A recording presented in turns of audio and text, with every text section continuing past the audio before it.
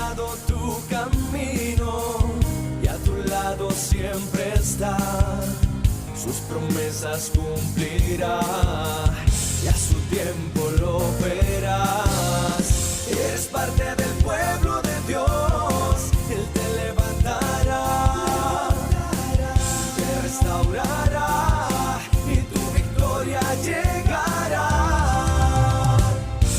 Fuiste llamado y escogido, a su voz has respondido. Es tiempo de creer. Centro Victoria, nacidos para vencer. Muy bien, esta es la primera reunión, como decía Randall, después de mucho tiempo, toda una pandemia y bastante tiempo más que no nos reunimos los varones. Y la razón por la que quiero compartir con ustedes unos pensamientos esta noche, básicamente porque los hombres, digan lo que digan las feministas y digan lo que digan las leyes, seguimos siendo una parte importantísima de la sociedad. No somos lo que nos quieren hacer creer. Según un grupo pequeño, gracias a Dios, pero muy escandaloso de señoras, somos los violadores, los groseros, los abusadores. Desde la óptica de Dios, somos reyes y sacerdotes. Fuimos creados con un propósito, fuimos creados para representar, para decirlo de alguna forma, la personalidad de Dios en este planeta. Que lamentablemente no lo logramos a veces por nuestros fallos, por nuestra ignorancia, por nuestros pecados y debilidades, pues es cierto, pero eso no borra la idea original de Dios, que sigue en práctica. Dios no ha cambiado de opinión. Lamentablemente, en Costa Rica, como en toda América Latina, y lo hemos dicho otras veces, se cumple aquello de que las mujeres en la iglesia, las mujeres en misa, las mujeres en el culto y los hombres normalmente en las cantinas. Ese ha sido el cuadro social, el cuadro histórico de nosotros. Se le ha hecho creer a la gente que las cosas espirituales son como para personas, para mujeres realmente. El hombre que es verdaderamente hombre, no, ese bebé guaro tiene todas las queridas que puede, pelea, hace cualquier cosa excepto humillarse delante de Dios, sacar un rato de tiempo para honrarlo a Él, para adorarlo, mucho menos estudiar la Biblia, mucho menos ir a su iglesia, ya sea católica, protestante o lo que sea. Pero repito, eso es la cultura, eso es lo que la sociedad dice. Lo que Dios dice es que seguimos teniendo un rol preeminente en la sociedad. Y yo quisiera esta noche empezar, porque la reunión de hoy se llama Varones de Guerra. Varón de guerra, se supone que somos un país pacífico. ¿Por qué ponerle un título tan violento? Bueno, porque la Biblia le da a Dios muchos nombres, muchísimos. Y uno de los nombres que la Biblia le da a Dios es varón de guerra. Dice varón de guerra. Ajá. Cacique. Vi el rótulo, Varón de guerra es Jehová, dice la Biblia. Y eso también choca un poquito con todos los estereotipos y los esquemas que tenemos, porque ahora el cuento es que Dios es amor. Como Dios es amor, todo se vale. Como Dios es amor, todo el mundo está bien. Como Dios es amor, Dios va a ayudar a todos, los va a bendecir a todos, nadie se va a condenar. Dios es amor. Pero eso es como si yo saco una moneda de cualquier país y digo que la moneda es escudo o que la moneda es corona. Eso es solo la mitad de la verdad. La misma moneda tiene escudo y tiene corona. El mismo Dios que es amor, dice la Biblia que es fuego consumidor. El mismo Dios que hizo hasta lo imposible para hacerse hombre en el vientre de la Virgen María y venir a morir en la cruz del Calvario por nosotros. También dice que ese va a juzgar a los vivos y a los muertos. Entonces hemos ido perdiendo de vista este tema, y el Evangelio y las iglesias se han convertido en una especie de aguachacha, algo con lo que uno cumple ahí yendo los domingos y echa unas pesetillas en tarro de la limosna y ya se va para casa. Sigue contento, peca toda la semana, llega el domingo, reza y empata. El mensaje del Evangelio es otro. El mensaje del Evangelio es diferente, es un mensaje agresivo, aunque usted no lo crea. Predicar el Evangelio es el choque de dos reinos, el reino de las tinieblas y el reino de Dios. Y Pablo, el apóstol Pablo, describe lo que es el cristiano. Dice, le damos gracias a Dios que por medio de su amado Hijo nos ha trasladado del reino de las tinieblas al reino de la luz. Entonces es claro en la Biblia, es claro en el Nuevo Testamento que hay un enfoque, hay dos reinos, y estos reinos están en guerra, constantemente, a veces más abierta, a veces más sorda, pero siempre están en guerra. Y lo más terrible es estar uno en una guerra y no darse cuenta. Los viejitos de antes decían, en guerra avisada, ¿alguien se acuerda lo que seguía? En guerra avisada no muere soldado, o sea, pero si no le avisan la guerra te va a matar.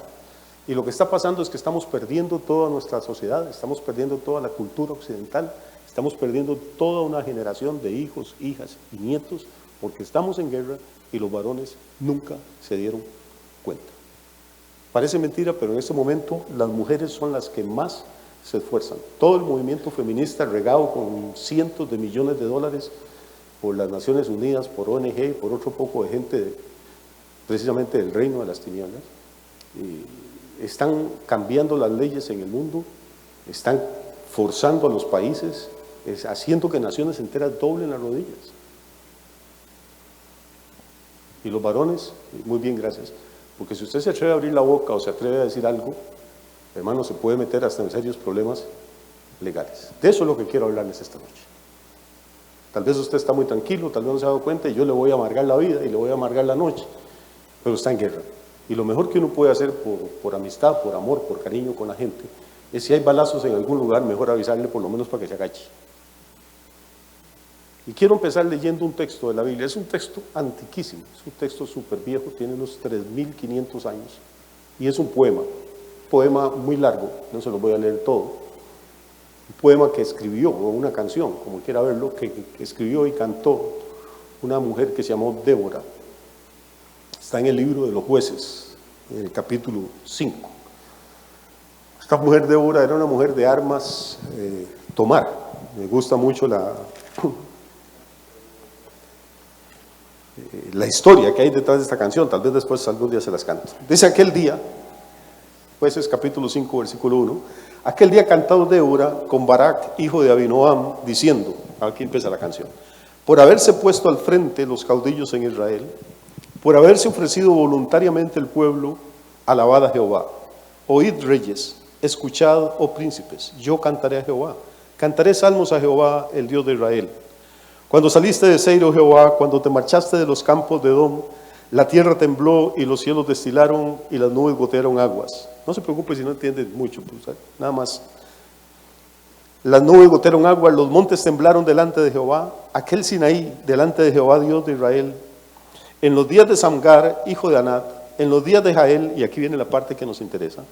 Samgar era un líder, un caudillo militar de Israel, pero no estaba cumpliendo con su tarea. Entonces dice que en los días de Samgar, hijo de Anat, en los días de Jael, quedaron abandonados los caminos, y los que andaban por las sendas se apartaban por senderos torcidos.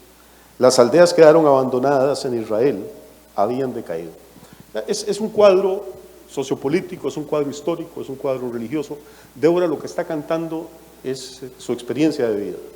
¿Y qué es la experiencia de vida? Que Israel en ese momento tiene un caudillo militar, un juez. Este libro que estoy leyendo, la Biblia le llama el libro de los jueces. Los jueces de la Biblia no tienen que ver nada con los que lo meten a uno en la cárcel por no pagar la pensión. Los jueces no es que son abogados ni tenían que ver con esas cosas. Los jueces eran guerreros, eran hombres que Dios levantaba, que Dios llenaba con su espíritu, y que cuando el pueblo de Israel era oprimido por alguna nación, pues ellos dirigían los ejércitos y salían al combate.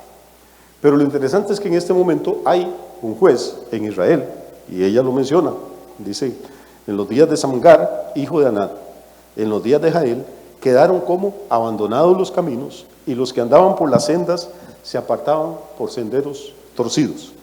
Las aldeas quedaron abandonadas en Israel, habían decaído, hasta que yo, Débora, me levanté como madre en Israel.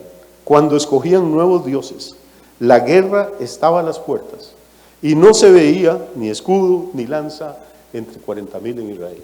¿Qué interesante? Es un cuadro de carencia de liderazgo. Hay un hombre ahí que Dios puso para que dirigiera al pueblo, pero no está cumpliendo con su trabajo, no está cumpliendo con su función. Y entonces, ¿qué es lo que está ocurriendo? Bueno, dice que los que andaban por los caminos correctos se apartaron, las aldeas quedaron abandonadas, habían decaído, escogían nuevos dioses, la guerra estaba a las puertas y entre 40,000 soldados de Israel no había una espada, no había una lanza, no había nadie preparándose. El enemigo estaba acampando fuera de las murallas y los hombres seguían sus vidas, compraban, vendían, trabajaban, hacían lo que querían. Y entonces ante esa situación dice, yo, Débora, tuve que levantarme como madre en Israel. Es interesante porque es como un cuadro de lo que estamos viviendo hoy en día. Vivimos en una sociedad que ya se apartó de los caminos antiguos y que se está yendo por senderos torcidos, eso es lo que dice. Una sociedad que se declaró abiertamente anti-Dios, anti-Cristo, anti-Biblia, anti-Iglesia, anti todo lo que suene a algo espiritual. Vivimos en una sociedad que está pasando leyes, que cada día son como una bofetada en el rostro de Dios y en el rostro de la gente que cree en Dios. Para nuestros jóvenes es lo más normal ahorita hablar del aborto como si fuera cualquier cosa. Hace unos años todavía el aborto estaba sancionado penalmente. Ahorita no solo está sancionado, están pasando leyes para que cualquier mujer que quiera abortar por cualquier razón. En Costa Rica hay leyes para que una mujer cuya vida está en riesgo pueda abortar. No necesitábamos nuevas leyes, ya había leyes. Pero ahora la mujer puede abortar porque tiene exceso de tensión, porque es muy pobre y no puede mantener al hijo, porque está estresada, o sea, le dé la gana. Y la idea es que la caja del seguro tenga que pagar el aborto. O sea, que usted con sus impuestos y con lo que usted paga de cuotas obrero-patronales tenga que financiar el asesinato de una pila de niños inocentes que no sabemos a cuánto puede llegar. En 1950 Estados Unidos empezó a abrir las puertas para el aborto. Hasta el año pasado llevaban más de 60 millones de niños y niñas abortadas. 60 millones, 12 veces la población de todo Costa Rica. De Hitler dicen que fue un asesino y un desgraciado porque mató a 6 millones de judíos. Por lo menos eran judíos, la mayoría adultos. No eran inocentes. Ya todos habían cometido sus pecados. Pero estamos hablando de 60 criaturas que no han hecho absolutamente nada. Y no me vengan a mí con el cuento de que eso no son seres humanos, que el feto y que a la cuarta semana, todo eso son payasadas, nadie sabe de lo que está hablando realmente. Cuando usted lee las escrituras, el rey David dice que Dios lo conoció a él desde que estaba en el vientre de su madre. Dice, y en tu libro estaban escritas todas aquellas cosas que habían luego de ser. ¿Han leído el texto? ¿Sí? Déjenme explicarle una cosa. Hace 10 años, 15, los científicos, después de décadas de trabajo, lograron una cosa genial. Lograron hacer algo que se llamaba descifrar o mapear el genoma humano. No sé si les interesa el tema de la biología, pero lograron descubrir cómo los genes y los cromosomas, cada uno responde a ciertas características que luego vamos a tener. Y la cantidad de información que hay almacenada en cada gen y en cada cromosoma es inimaginable. Yo estuve en la Casa de las Ciencias en Valencia, en España. Es un país blasfemo, ateo. Ellos dicen que viven ya en el post-cristianismo. Y uno va a esa Casa de las Ciencias y tienen directorios telefónicos, torres, 2 hélices gigantescas, no sé de cuántos pisos. ¿Usted tiene idea de cuántas letras y puntos y comas hay en un directorio telefónico de los que había antes? Y tienen cientos de esos. Y lo que dicen los científicos es que la información que hay en un óvulo y un espermatozoide cuando se juntan es igual a la que está sumada. Cada rasgo nuestro, cada cosa, desde el momento en que se forma el cigoto, desde que el esperma se junta con el óvulo, ya está contenida ahí y Dios la conoce toda. Usted mide lo que Dios quería que midiera. Dios sabía de qué color iba a ser su piel, cuántos cabellos iban a haber en su cabeza, qué edad se le iban a caer. Ese es el Dios de la Biblia. Pero esta gente dice que no, que antes de la 4ª semana es un poco de carne lo que hay ahí. Dios llama al profeta Jeremías y Jeremías sí quiere quitar el tiro porque es un poco comprometido a servirle a Dios. Y Jeremías le dice, Señor, mande a otro, yo soy muy chiquillo. Y Dios le dice, no diga que soy niño porque a todo lo que yo lo mando usted va a ir. Y le dice, antes que usted naciera yo lo santifiqué y lo di por profeta a las naciones. ¿Antes de qué? De que naciera. En 60 millones de personas, ¿cuántos profetas cree que han matado estas gentes? ¿Cuántos sacerdotes? ¿Cuántos pastores? ¿Cuántos evangelistas? ¿Cuántos médicos? ¿Cuánta gente que tal vez iba a descubrir la cura del cáncer iba a salvar millones de vidas? Y lo más interesante es que los sacan, los pican, los muelen y después los venden en crema para las manos y en maquillaje para las mujeres. Esa es la sociedad en la que vivimos. Esas son las leyes que están aprobando ahorita en Costa Rica y que quieren aprobar. No me importa, yo no vine aquí a hablar de política, no me importa cuál partido. Eso es lo de menos. Pero lo que usted tiene que darse cuenta es que en nuestra generación, el mundo en que usted y yo nacimos no es el mismo en que estamos viviendo. Algo cambió. Cambió la moral, cambió el concepto de la vida, cambió el concepto del sexo, de la familia. Ahora es ridículo casarse. Tenemos 1.500 parejas del mismo sexo ya casadas en Costa Rica. Que a mí, créame que me importa nada si alguien es lesbiana, homosexual, eso es problema de cada uno con sus gustos y todos con chiclete. El problema es que el matrimonio es algo que Dios instituyó. Y lo que estamos haciendo es una burla de algo que Dios instituyó, y lo instituyó con un propósito muy claro. Les dijo, Adán y Eva, ustedes se van a unir, van a crecer, van a fructificar y se van a multiplicar. Dos homosexuales o dos lesbianas, por más que se aman y por más que se quieran y por más que tengan sexo todos los días, no pueden ni multiplicarse ni reproducirse. O sea, ese no es el propósito. Pueden tener placer o sexo y para eso lo podían hacer sin el matrimonio. ¿Por qué esa obsesión con meter toda esta serie de leyes? Tenemos 300,000 parados en este país, desocupados, gente que quiere trabajar y no puede mantener a su familia porque no hay empleo, pero no hay ministros, no hay diputados pensando en cómo solucionar esta vaina. Ayer me desperté, o no sé, en la madrugada, no recuerdo, estaba leyendo que el dólar se había disparado a $695, pues, colones por dólar, pues es una imbecilidad. ¿Quién va a vivir así? Fui a echarle gasolina un día de estos al carro, le digo, llénelo, y cuando iba por 60,000 pesos empecé a pegar gritos y le digo, pare. Yo jugando el rico mapato ahí, llenarlo. Cuando me quedo viendo la máquina, por Dios. Y eso uno que más o menos o tiene trabajo o puede medio hacer algún enredo, o alguien le presta. Pero hay gente que no puede definitivamente, que no tiene contactos, que no tiene trabajo, hay gente que vive una pensión por mes. Yo no veo a los padres y madres de la patria rompiéndose la cabeza, no veo ministros, no veo políticos, no veo presidentes, no veo las cadenas de televisión lanzando campañas para cómo mejorar al país, cómo transformar la situación. Es una obsesión por meter leyes progres, dicen ellos, que en realidad de progres no tienen nada, sino que es un retroceso terrible. Es interesante, ya los perdió, ¿no? Es un retroceso moral, por lo menos, histórico. Es muy interesante cuando uno lee el tema de esto, dice el versículo 7, las aldeas quedaron abandonadas en Israel, habían decaído. ¿Sabe qué está pasando en Europa? Esa Europa que rechazó el cristianismo. Ahí, aunque usted no lo crea, hay pueblos en aldeas, en España, en Francia, en Italia, que si usted quiere ir a vivir ahí, le pagan. O sea, están desesperados porque la población se les envejeció, tanto abortaron, tanto hicieron relaciones que no producían hijos, que en este momento cuando se dieron cuenta, ellos empezaron una generación antes que nosotros, se les volvió vieja la población y no hay gente nueva trabajando ni cotizando, entonces los gobiernos no pueden pagarle las pensiones, tienen más pensionados que trabajadores y le están ofreciendo plata, le están ofreciendo regalarle casas a las gentes con tal de que vayan, si tienen hijos o si van a tener hijos en ese país. Las aldeas han quedado abandonadas y han decaído, y eso es parte de un juicio de Dios. Les guste creerlo, pueden hablar de demografía y pueden hablar de sociología, pueden hablar de lo que quieran, pero yo vengo a la palabra de Dios y encuentro que este libro viejo, antiguo, sigue teniendo una validez extraordinaria. Pero no solo las aldeas quedaron abandonadas, Débora dice que algo más estaba ocurriendo en aquella generación, estamos hablando de hace 3.500 años. Dice, cuando escogían nuevos dioses.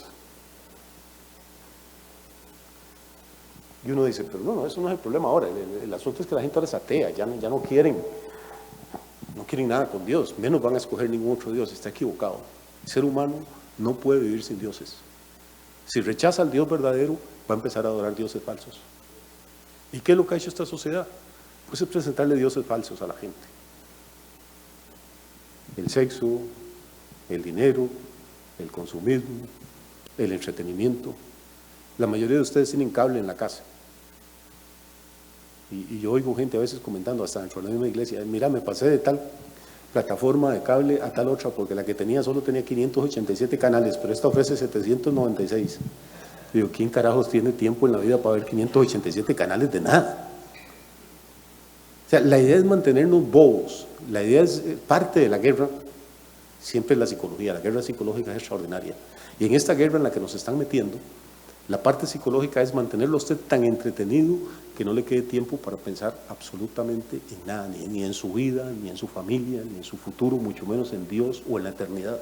Entonces le ofrecen dioses que producen placeres rápidos, el Dios de la ciencia, el Dios de la tecnología, el Dios del capitalismo, del dinero, del materialismo, del hedonismo, que es la búsqueda del placer por simple placer.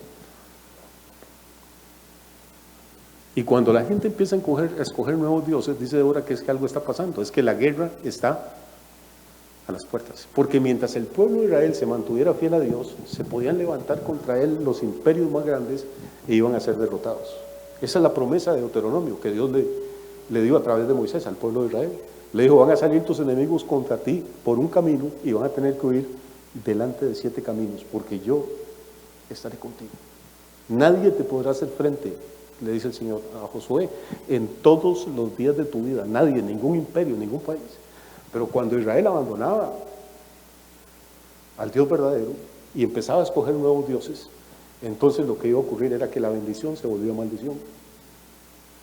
Iban a ser derrotados por todo el mundo. Los derrotaron los asirios, los derrotaron los babilonios, los derrotaron los romanos, los derrotaron los turcos, los derrotó Hitler.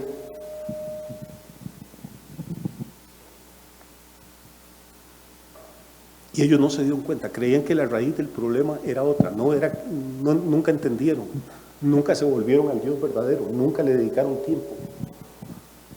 Se dedicaron a servir a nuevos dioses. Y dentro de los dioses más terribles a los que servían, y hemos estado tocando algo de esto estos fines de semana, había un dios que llamaba Baal. Baal era el dios de los semitas, era el dios de los cananeos, era el dios que se adoraba en toda esa región de Mesopotamia siglos y siglos antes de que llegara el pueblo de Israel ahí. Baal era un dios muy interesante. La gente se enamoraba de ese dios. Y las estatuas normalmente eran estatuas de 2 o 3 metros de altura, de metal, huecas, con los brazos extendidos hacia adelante y las palmas hacia arriba. Y los sacerdotes de Baal lo que hacían era encender hogueras dentro de la estatua, se ponía el rojo vivo. Y entonces los adoradores de Baal, para demostrarle cuánto lo amaban, lo que hacían era que cuando la mujer paría, cuando daba luz, traían el bebé y lo ponían en las manos del bicho hasta que se quemara y se cocinara vivo. Eso es lo que la Biblia llama hacer pasar a tus hijos por fuego. Y la Biblia puede buscar usted ahí en internet o donde quiera, si no tiene Biblia, pasar a los hijos por fuego y verá cuántas veces menciona la Biblia que los israelitas hacían eso. Cuando una cultura, cuando una religión, cuando una nación llega al extremo de que los padres sacrifican a sus propios hijos, es que no era que los sacerdotes de Baal iban y le quitaban al chiquito a la gente, era que las mamás y los papás voluntariamente iban para que lo cocinaran vivo. Lo que está pasando hoy en día no es que el gobierno obliga a ninguna mujer embarazada a abortar. No hay ninguna organización que pueda hacer eso. Es que las propias madres y los propios padres, el que la dejó embarazada, porque no pudo comprar un preservativo, porque no pudo tener el zipper de la jareta cerrada, ese es el que dice, mira, mejor yo no puedo hacerme cargo de ese güey, vos estás estudiando, mejor vamos y lo abortamos. Y por sí el gobierno paga. Y el montón de tontos cristianos y evangélicos y católicos que tienen que pagar impuestos, con eso financiamos el asunto. Son los propios padres los que llevan a los hijos a las clínicas para sacrificarlos. Baal está reinando hoy como nunca antes. Dios destruyó a Israel.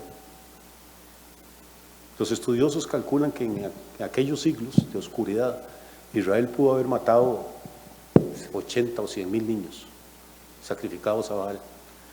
¿Qué pensará Dios ahora?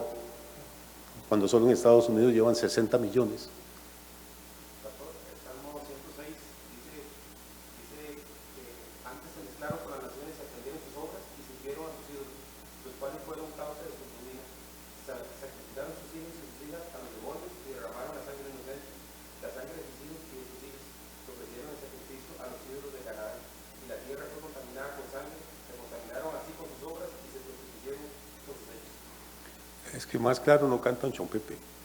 O sea, el juicio de Dios es ese, la tierra está contaminada con sangre. Y se arruinaron, trajeron ruinas sobre ellos. ¿Qué es lo que está pasando a nivel financiero en el mundo?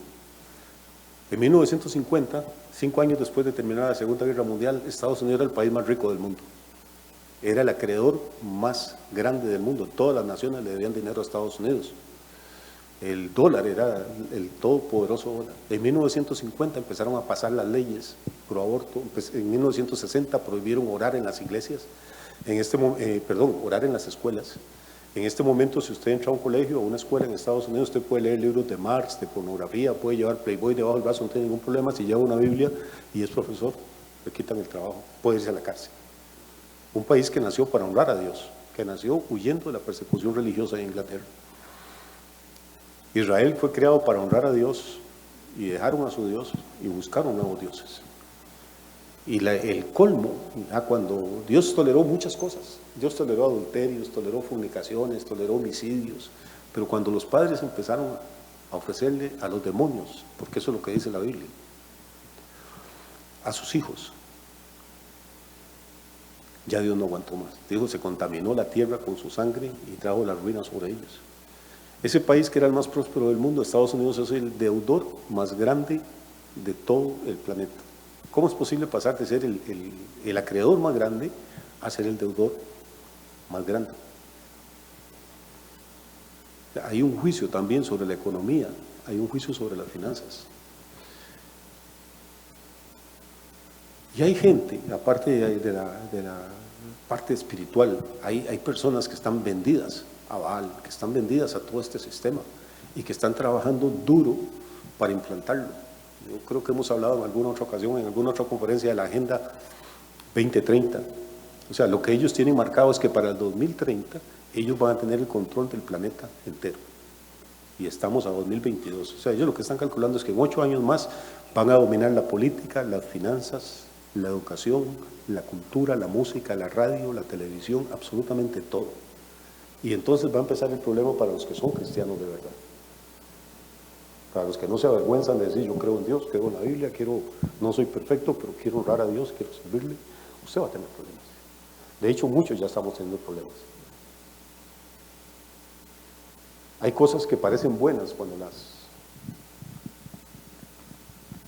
Estoy haciéndolo muy enredado, ¿no? Que lo veo como que me están viendo feo. Si se va a dormir, trate de dormirse con los ojos abiertos para no desanimarme a mí.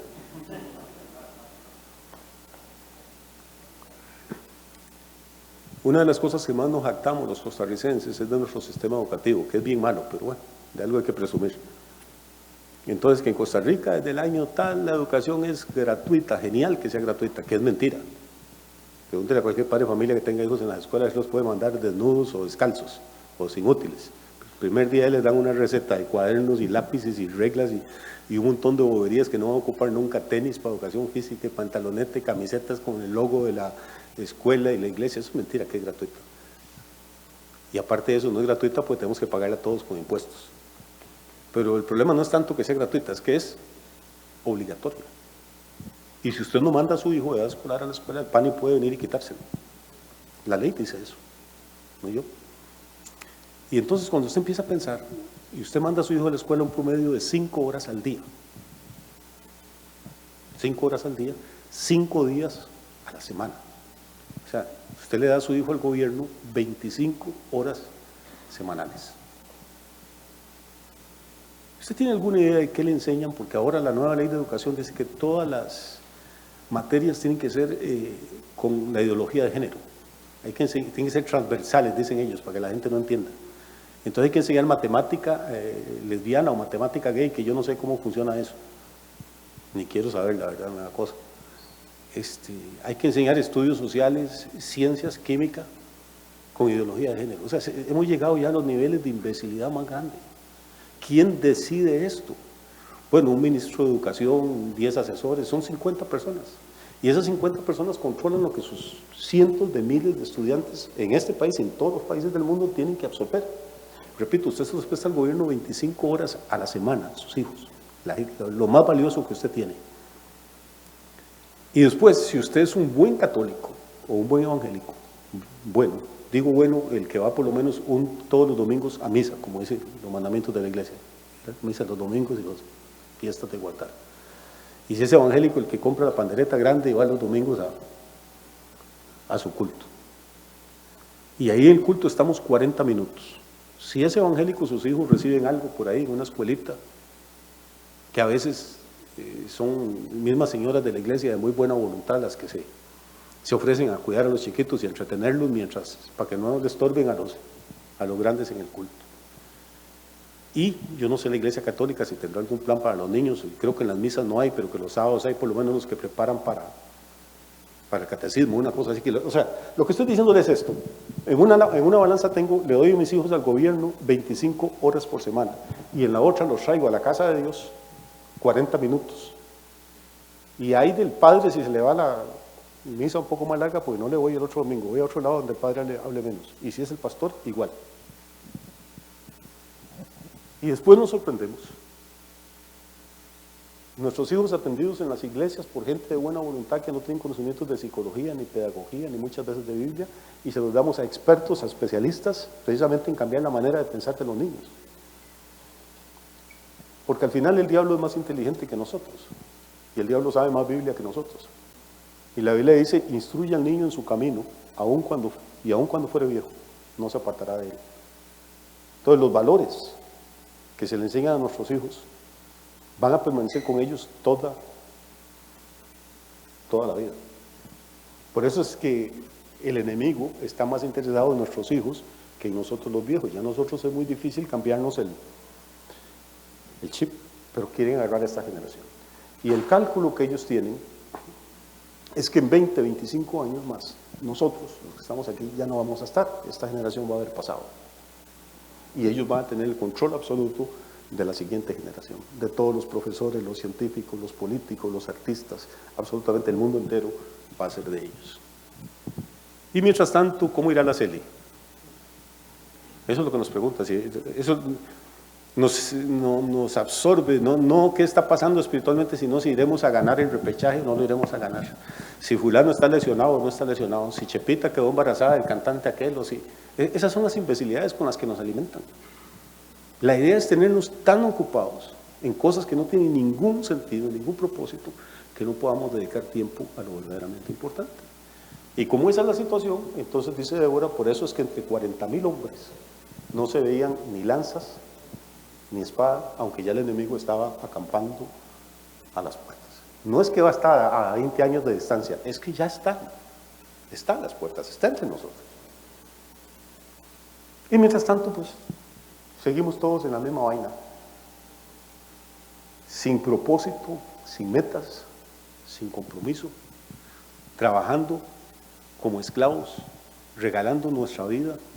Cuando usted trabaja, yo les he enseñado esto muchas veces, a usted no le pagan por lo que trabaja ni por lo que sabe, le pagan por su tiempo, le pagan por su vida. Cada día usted regala 8 horas de existencia a su patrón, bien pagadas, mal pagadas, no sé. Pero le voy a decir una cosa: aunque usted llegara a tener todo el capital de Bill Gates, nunca va a poder comprar ni una sola de esas 8 horas. Las perdió para siempre. Ya no estuvo con su esposa, ya no estuvo con sus hijos, ya no las dedicó a ninguna cosa espiritual, las dedicó al trabajo. Y los salarios están diseñados nunca para que usted se haga rico, nunca. Usted tiene que entender que todo el sistema está pensado por gente mucho más lista que nosotros. Nadie se va a hacer rico trabajando. El sistema está diseñado simplemente para mantenerlo a usted trabajando y trabajando hasta que ya el cuerpo no le dé más. Y entonces lo jubilan y le dan un porcentaje de lo que apenas le alcanzaba antes, ahora que está uno viejo y ocupa más vitaminas y medicinas y Viagra y todas estas vainas. Lo jubilan y le dan menos plata de la que ganaba antes.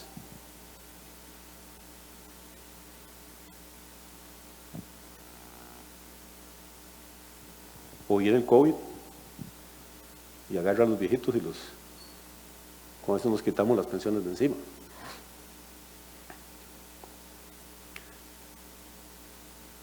Usted se ha puesto a pensar cuál es el propósito de su vida. Ya están grandecitos ustedes, ya no hay tanto chiquillo aquí. Y me alegro por los jóvenes que están. Trabajar, ¿y trabajar para qué? Bueno, uno se casa, hay que mantener la familia, sí, la familia crece y se va, y ellos hacen su propia familia y usted queda atrás, ¿y qué? Bueno, ahí uno trabaja y algún día se pensiona, sí, ¿y qué? La mayoría de la gente no ama el trabajo en que está. El trabajo es una esclavitud. Cuando usted ama lo que hace, en realidad no es trabajo, más bien es un privilegio, le pagan por hacer algo que le gusta. Pero la mayoría de la gente lo que sueña es que sea viernes para no ir a la oficina, para no ir al taller, para no ir a la fábrica. Hoy el dicho, hoy es viernes y mi cuerpo lo sabe. La mayoría de gente, de maestros, de educadores, de profesores, de profesionales, lo único que están pensando, Dios mío, apenas tengo 27 años de trabajo y me faltan 33 para ajustar las cuotas. Es cuando jalaré de aquí, lo único que quieren pensar. Ese es el propósito de la gente.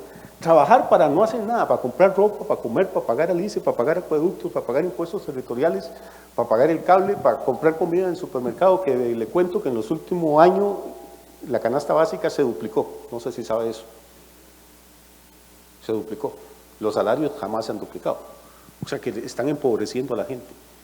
Uno de los lemas y de las metas de la Agenda 2030, puede buscarlos en cualquier plataforma en internet también, para que no me crea a mí, dice: en el 2030 no tendrás nada y serás feliz. Están tratando de que la gente no tenga nada. Ahorita la tendencia es el auto eléctrico, eso es lo que está de moda. El auto eléctrico, de pronto descubrieron que todos los carros contaminan, excepto el eléctrico, que los empezó a fabricar un solo señor, Tesla y Elon Musk. Y entonces ahorita están empezando a pasar leyes para ir quitando los autos de combustibles fósiles, diésel y gasolina, y que sean eléctricos. Lo que va a ocurrir, lo que ellos en realidad tienen planeado, es que al final los carros, el parque de vehículos de un país va a ser propiedad del Estado y le van a prestar a usted el carro cuando usted lo ocupe. Nada más, el carro no es suyo, es del gobierno. Usted no tendrá nada, pero va a ser feliz. La idea es que las casas lleguen a ser propiedad del Estado. Entonces usted es un inquilino. El día que diga algo en contra del Estado o se oponga, pues se queda sin carro, sin casa, sin trabajo. Es una dictadura mundial, es hacia ahí donde nos estamos encaminando. Suavemente, suavemente. Porque si lo intentaran hacer de pronto, pues la gente se arma y se tira a la montaña y hace una revolución, hace una guerrilla. Entonces lo que se trata es más bien de que la gente lo acepte, lo pida. Como la gente estaba pidiendo que pusieran más restricciones, que encerraran a la gente, que más mascarillas, que más alcohol, que irresponsabilidad quitarlo. Todo esto fue un experimento a nivel social enorme, a nivel mundial, para ver cómo reaccionan las personas. Y ellos nos tienen medidos. ¿Qué vamos a hacer nosotros entonces? Me gusta lo que dice Débora. Dice: hasta que todo eso, así estaba la cosa, hasta que yo, Débora, me levanté como madre en Israel. Dice: mi corazón es para vosotros, jefes de Israel, para los que voluntariamente os ofrecisteis entre el pueblo. Alabad a Jehová, vosotros los que cabalgáis en ganas blancas, los que presidís en juicio, y los otros los que viajáis, hablad. Ella se levantó y empezó a animar a los hombres, y decir: pero ¿cómo es posible que tenga que levantarme yo, que soy mujer, habiendo aquí 40,000 hombres? ¿Qué están haciendo ahí? Busquen sus armas. No ven la gente ahí, no oyen los gritos, no oyen los relinchos de los caballos ahí afuera de las aldeas y de las murallas. Nos van a devorar, van a derribar las murallas, van a matar a los hombres, van a violar a las mujeres, van a robarse nuestras cosechas. Eso es, nos van a aniquilar, a menos de que nosotros nos levantemos y peleemos. Y mi propósito esta noche es nada más decirles eso. Yo no soy Débora.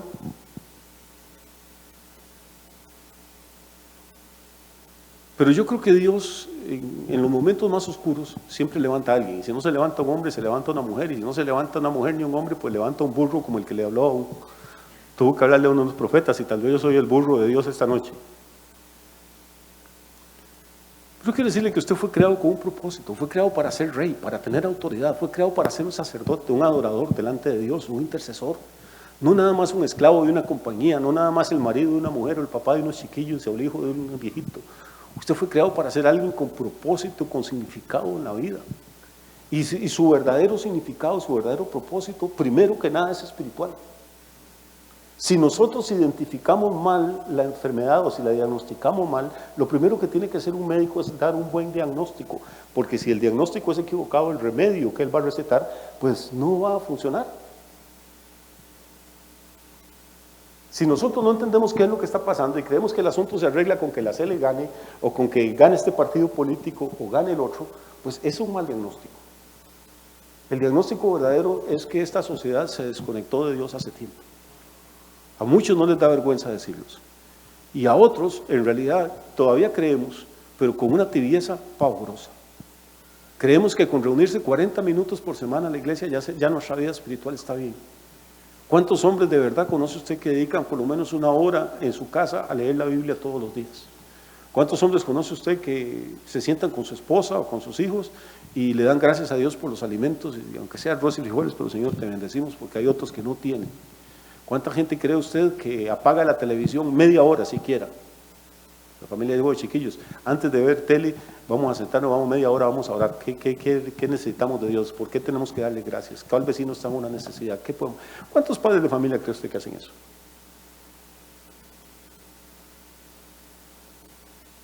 Yo tengo una invitación para hacerles esta noche antes de dejarlos en paz. Yo no sé ustedes, yo no sé cuánto tiempo me queda a mí en esta tierra. Tal vez uno tiene la ventaja, cuando tiene 30, 20 o menos, uno es inmortal.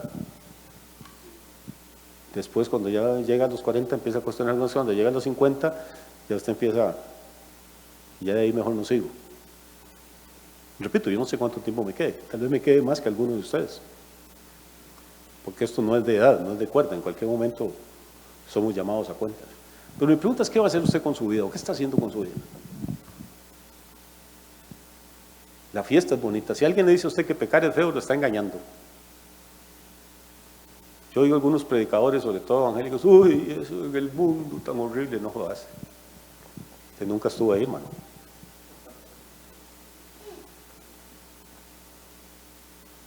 La fiesta es bonita, el sexo es bonito.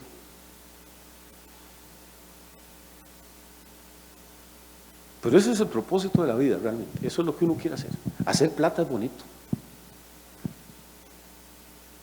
Pero eso es todo en la vida. Una vez Jesús lanzó una pregunta que es candente. Jesús hizo una pregunta y Jesús sabía mucho del asunto. Dijo, ¿de qué le aprovechará a un hombre si gana todo el mundo?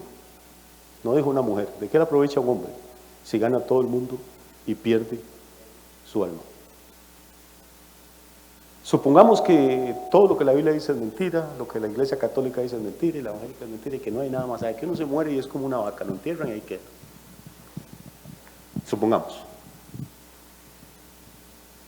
Si eso es así, y usted fue un buen hombre, un buen esposo, un buen padre, un buen hijo, un buen ciudadano, un buen vecino, ¿qué perdió?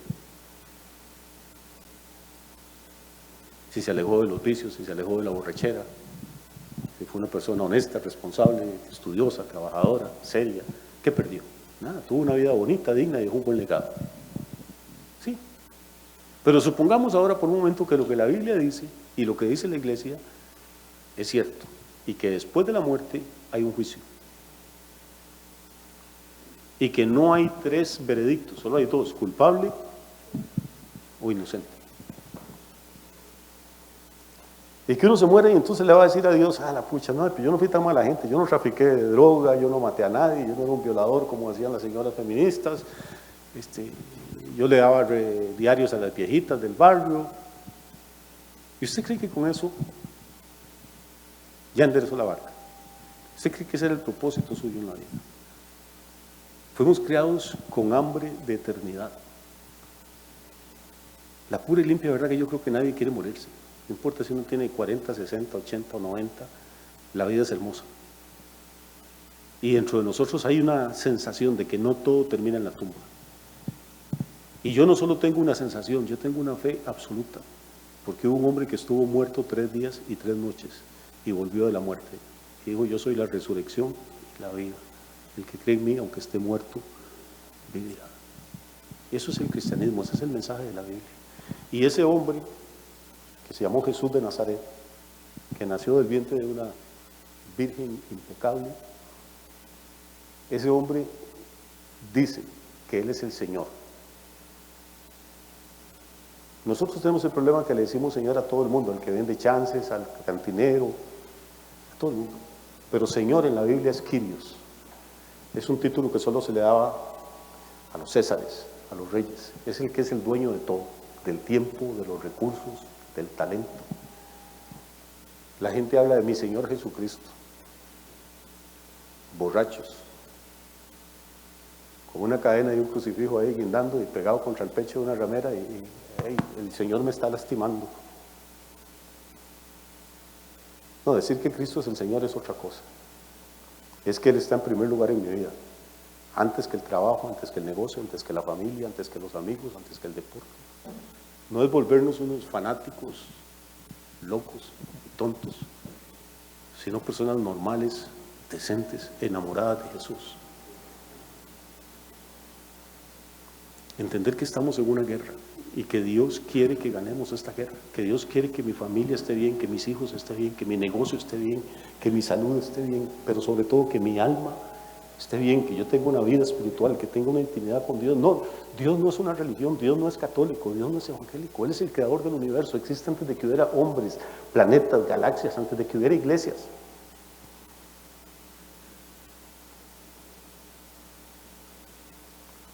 Y Dios está buscando con hambre a hombres que quieran levantarse y decir, yo quiero pelear esta guerra. El enemigo tiene escuadrones que le sirven. Artistas, políticos, periodistas, influencers, youtubers, escritores, cineastas, actores, actrices, cantantes, lo que usted quiera. Y eso no les da vergüenza.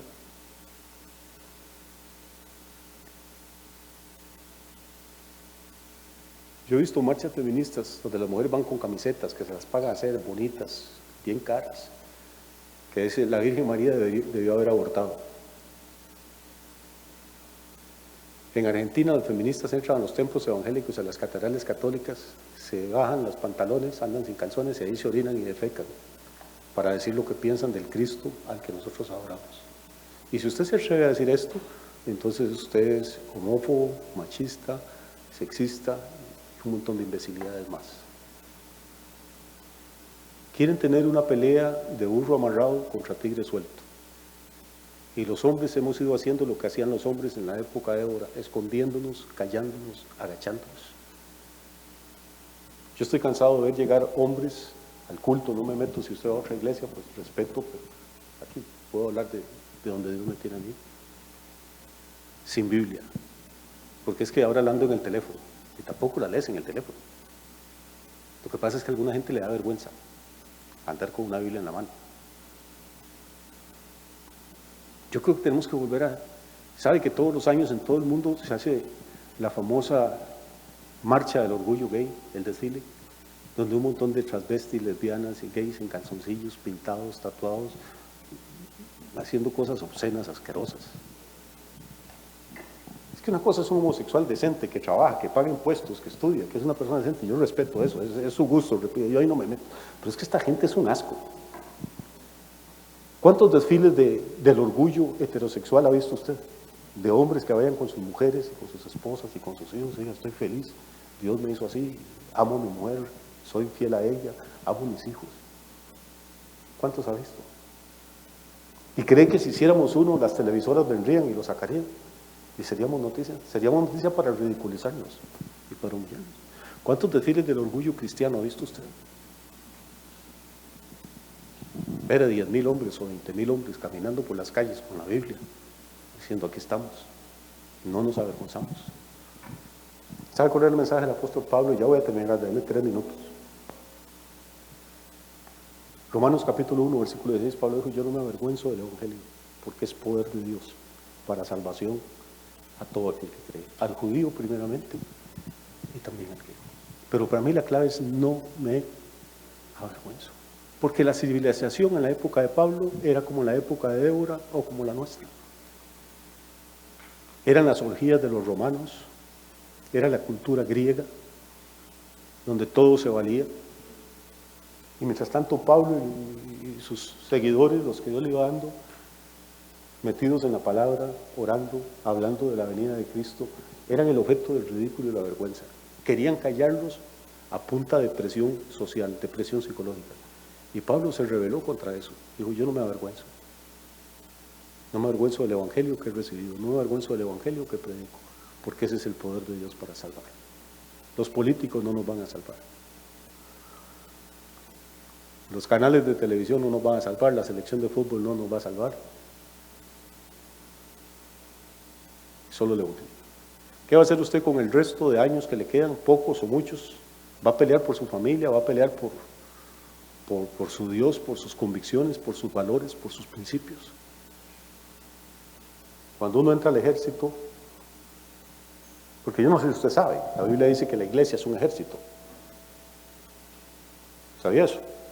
Pablo dice, tú pues como buen soldado de Jesucristo sufre penalidades. Pablo es que dice, ninguno que milita se enreda en los negocios de la vida. Militar es ser militar. Cuando usted entra al ejército, ¿sabe qué ocurre? Usted entra todo guapito y lo agarran, lo sientan en una silla, lo primero le pasan la doble cero y lo dejan coco. La ropa que trae la agarran, se la quitan y se la botan. Le van a dar uniformes. El gobierno va a proveer sus calzoncillos, va a proveer sus medias, sus botas, sus pantalones, su chaqueta, su guerrera, todo. De ahora en adelante, usted no va a tener que esforzarse para ver cómo va a vivir. El gobierno, el ejército va a proveer para usted. Su vida pasada, coronel, me da chance, es que un amigo mío me llamó y quiere que sacamos. No, sí, ¿cuál chance? Usted ahora es soldado. No puede ir a donde quiere, va a donde lo mandan, tiene trabajo, no puede levantarse a la hora que quiere ni acostarse a la hora que quiere. Su vida entra en un orden. Y luego el ejército le da armas y les enseña, lo entrena para manejarlas. Y lo pone bien físicamente. El ejército va a proveer para usted odontólogos, médicos, psicólogos, lo que usted necesite, pero usted pertenece al ejército. ¿Sí me explico? Cuando pertenecemos a Cristo, Él va a proveer para todo lo que necesitamos. Todo, absolutamente todo. Nos va a vestir, nos va a alimentar, va a hacer todo lo que necesitemos. Va a empezar a fluir sobrenaturalmente las finanzas, porque la ruina viene por servir a otros dioses y derramar sangre inocente, pero nosotros nos vamos a apartar de eso. Dios nos va a dar armas para pelear esta guerra. Hay armas espirituales. Pablo ahí hace toda una lista: el ayuno, la oración, la alabanza. ¿Cuántos hombres se desgalillan gritando cuando alguien mete un gol en el estadio, cuando están viendo partido por televisión y llegan a la iglesia y parece que les dio una apoplejía? Oiga, pues ni un amén que retumbe se puede oír.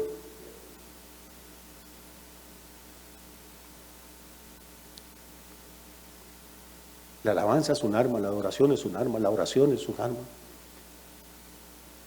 Esto, la Biblia dice que es la espada del Espíritu. Queremos ganar esta guerra, amigo, tenemos que ponernos ahí. Dios está de nuestra parte y la victoria es nuestra. Y si no nos levantamos nosotros, se levantarán mujeres. Repito, se tiene que levantar un animal, Dios lo levantará. Pero Dios no va a perder, nunca ha perdido y no va a perder esta batalla. Pero si nosotros no nos despertamos, no es que Dios la va a perder, es que nosotros la vamos a perder. La van a perder nuestros hijos, la van a perder nuestros nietos. Vamos a perder el propósito de nuestra existencia. Así es que yo creo que ya es hora de dejar de ser tibios. Y no importa a dónde usted vaya o no importa a dónde se congregue, yo no estoy diciendo que tiene que cambiar de religión. Lo que estoy diciendo es que tenemos que cambiar de actitud. Y que Dios deje de ser algo que tenemos 40 minutos a la semana por ahí, a que sea la pasión de nuestra vida, a volvernos a enamorar. Ya pasaron los 3 minutos, qué jodido. Me da otros 3. Ya está el fresco, yo que ya me estaba haciendo buen café cuando me calle, pero dame 3 minutos. Hace muchos años, ustedes son muy jóvenes y no se acuerdan de eso, no había, en aquella época había, antes de las discotecas, lo que estaba de moda eran los salones de baile. Y entonces había aquí salones muy buenos. Aquí en San Isidro básicamente los más famosos eran el Jorón y el Prado. ¿Alguien se acuerda de eso? No, solo yo. No, me estoy sintiendo como una pieza de museo. Alguien, levante la mano si sabe que está. Ok, vamos a ver. Okay. Entonces yo algunas veces iba al Prado, cuando no estaba en el Jorón. Y una vez llegué y había una muchacha por ahí. Voy a contarles esto, me da un poco de vergüenza, pero lo voy a contar. Y tenía un profesor de matemática, que algunos de ustedes conocen, está vivo todavía, lo quiero mucho, era mi profesor guía también, se llama Nicasio Castro. Era un excelente profesor de matemática, pero bueno para la Huesapo. Y yo tenía 15, 16 años y yo andaba con Nicasio Castro, con Jorge Lindor, con todos los profesores tomaban licor con uniforme, era como la mascota de ellos. Y una vez con Nicasio en el Prado, Nicasio me dio un consejo que nunca se me olvidó. Me dijo, mira, cuando llegues a un baile no cometas el error que comete todo el mundo. Le digo, ¿cuál es, Nicasio? Me dice, se van y buscan a ver dónde hay una muchacha bonita y la sacan a bailar. Me dice, eso no se hace. Le digo, ¿por qué? Me dice, uno llega primero y camina por todo el salón y busca a la muchacha más fea. Y una vez que la ubicó, dice, usted se para y la saca a bailar. Si esa le dice que no, váyase para la casa, pues si no es la más fea, bailó con usted, menos va a bailar la más bonita. Dice, ya no pierda la noche. El hombre tenía una sabiduría extraordinaria. Bueno, la cosa es que una noche de esas, después de ese consejo, me fui y me encontré una muchacha, la saqué a bailar. Me dijo que sí, bailamos. Bailamos un par de veces y después le dije que si se quería sentar en mi mesa, me dijo que sí. Que si se quería tomar algo, me dijo que sí. A todo decía que sí, la bandida. Y ya cuando era como la 1 de la mañana, le dije, oiga, ¿alguien la va a venir a llevar? Me dice, no, yo vine sola. Y le digo, ¿no tiene quien la vaya a dejar a casa? Me dice, no. ¿Me permite la dejar? Claro. Le digo, ¿y a dónde vive? Ya tenía ahí la mitad del negocio amarrado. Me dice, en Pedregoso. Estamos hablando, hermano, de hace casi 45, 50 años. ¿Verdad? Pedregoso no había luz eléctrica, ni calles, ni pavimento, ni nada de esa vaina. Y yo dije, bueno, ya si no la ligo aquí, ya no la ligo nunca. No, yo feliz, no creía que estaba triste. La torta me hubiera dicho que vivía ahí a las 2 puertas. Pedregoso, eso era hora y resto, volar pata. Y juega. Como a la 1:10 salimos de ahí, man, y empieza su amigo a caminar. Mi amor, aquí, allá, más adelante. Como a la hora de caminar, me dice, bueno, muchas gracias, yo vivo aquí al frente. Y devolverme otra vez. Caminando solo. Había gastado la plata invitando a la vieja esa que no pagó por ni una cerveza. O sea, un fracaso total. Pero si usted hubiera visto la pasión con la que uno caminaba y la ilusión con la que yo iba y todos los números que me iba haciendo en la cabeza.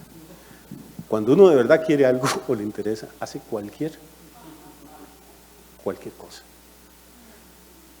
Después usted se casa y la suegra le dice, oiga, fulano, tengo una fuga ahí en regadero, usted no puede ir un ratico aquí a la casa a verle, y me dice, ay, suegra, es que estoy tan ocupado en este momento, y era de, déme chancecito, la otra semana llego. Cuando no le interesa, a todo le pone peros. Y cuando usted quiere algo verdaderamente, va a encontrar la forma de hacerlo. Dicen los gringos, where there is a will, there is a way. Donde hay el deseo de hacer algo, siempre se va a encontrar la forma de hacerlo. Si queremos pelear esta batalla, si queremos ganarla, si queremos tener familias lindas, bendecidas, si queremos prosperar espiritual, económicamente, tenemos que echarle pasión al asunto, hermano. Dios tiene que dejar de ser el Dios del closet, de los 40 minutos a la semana, y convertirse en esa persona con la que nos relacionamos todos los días, con la que nos sentimos orgullosos, de compartir, de hablarle a otros, de contarles las experiencias que estamos teniendo, y de esa forma vamos a empezar a echar para atrás esta marea que se nos ha venido encima y vamos a ganar esta guerra. Aunque en este momento no haya escudo ni lanza entre 40,000 hombres en Israel, Dios va a empezar a levantar aquí. Y yo sé que en otros lugares se está levantando también hombres con este mismo espíritu y con esta misma inquietud. Que Dios les bendiga, muchas gracias por su enorme paciencia.